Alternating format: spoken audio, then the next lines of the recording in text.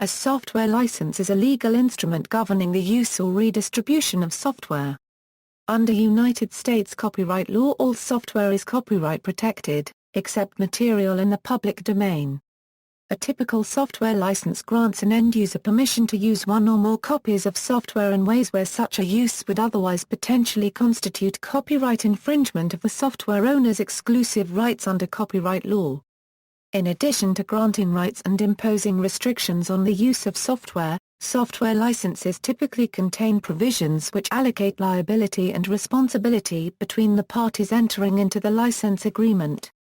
In enterprise and commercial software transactions, these terms, such as limitations of liability, warranties and warranty disclaimers, and indemnity if the software infringes intellectual property rights of others. Software licenses can generally be fit into the following categories: proprietary licenses and free and open source. The significant feature that distinguishes them are the terms which the end users might further distribute or copy the software. Software licenses and copyright law. In the United States, Section 117 of the Copyright Act gives the owner of a particular copy of software the explicit right to use the software with a computer, even if use of the software with a computer requires the making of incidental copies or adaptations.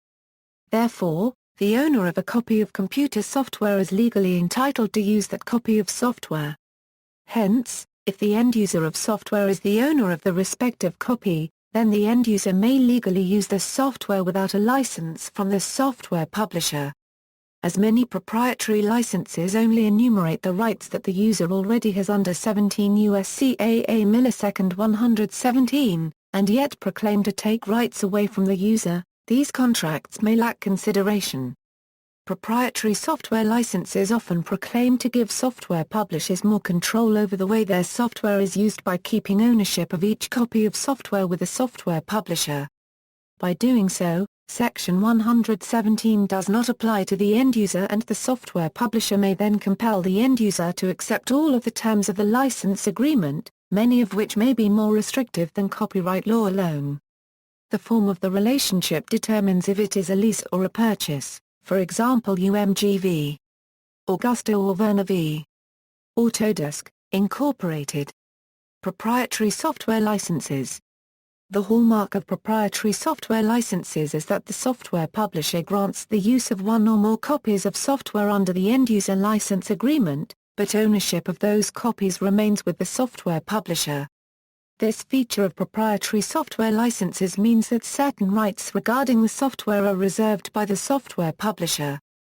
Therefore, it is typical of EULAs to include terms which define the uses of the software, such as the number of installations allowed or the terms of distribution.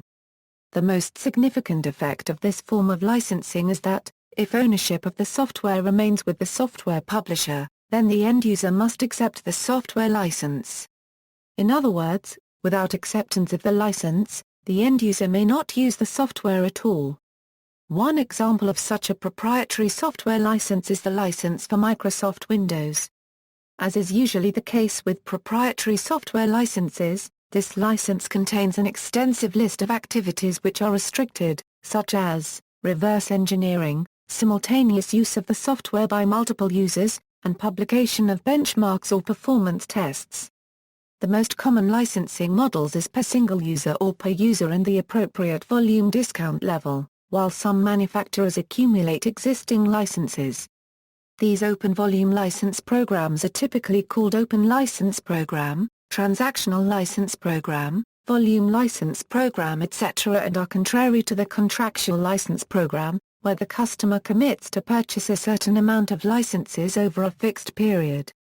Licensing per concurrent floating user also occurs, where all users in a network have access to the program, but only a specific number at the same time.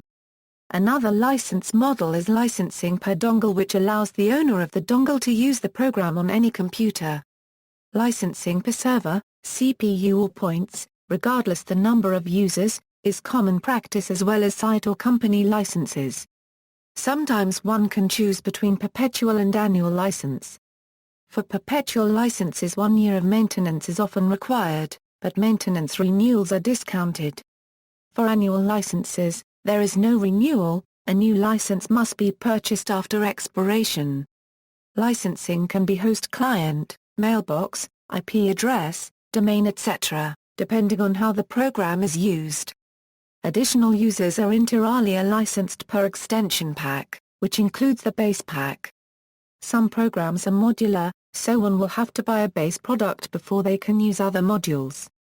Software licensing also includes maintenance. This, usually with a term of 1 year, is either included or optional, but must often be bought with the software.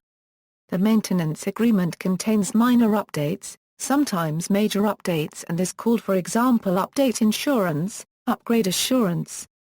For a major update, the customer has to buy an upgrade, if not included in the maintenance. For a maintenance renewal, some manufacturers charge a reinstatement fee retroactively per month, in case the current maintenance has expired. Maintenance normally doesn't include technical support. Here one can differentiate between email and telephone support, also availability and reaction time can play a role. This is commonly named gold, silver and bronze support. Support is also licensed per incident as incident pack. Many manufacturers offer special conditions for schools and government agencies. Migration from another product, even from a different manufacturer, is offered. Free and open source software licenses. Free and open source licenses generally fall under two categories: those with the aim to have minimal requirements about how the software can be redistributed, and those that aim to preserve the freedoms that are given to the users by ensuring that all subsequent users receives those rights. An example of a copyleft-free software license is the GNU General Public License. This license is aimed at giving all user unlimited freedom to use, study, and privately modify the software, and if the user adheres to the terms and conditions of GPL, freedom to redistribute the software or any modifications to it. For instance, any modifications made and redistributed by the end user must include the source code for these, and the license of any derivative work must not put any additional restrictions beyond what GPL allows. Examples of permissive free software licenses are the BSD license and the MIT license, which give unlimited permission to use, study, and privately modify the software, and includes only minimal requirements on redistribution. This gives a user the permission to take the code and use it as part of closed-source software or software released under a proprietary software license. Free Software Foundation, the group that maintains the free software definition, maintains a non-exhaustive list of free software licenses. The list distinguishes between free software licenses that are compatible or incompatible with the FSF license of choice, the GNU General Public License, which is a copyleft license. The list also contains licenses which the FSF considers non-free for various reasons, but which are sometimes mistaken as being free. See also, comparison of free software licenses, copy protection, copyright licenses, digital rights management, dual licensing, license-free software, license manager, product activation, product key, rights expression language, software metering, references. External links, relationships between different types of licenses, free and non-free. Free Software Foundation, various licenses and comments about them. Free Software Foundation. Software licensing for a small ISV and the issue of open source by Dan Bricklin, definition of software licensing at the Wayback Machine at CNIL. Googled why product activation for software is becoming widespread at the Wayback Machine at CNIL.google.com, the challenges of licensing, the knowledge net of software licensing, open source and freeware best practices.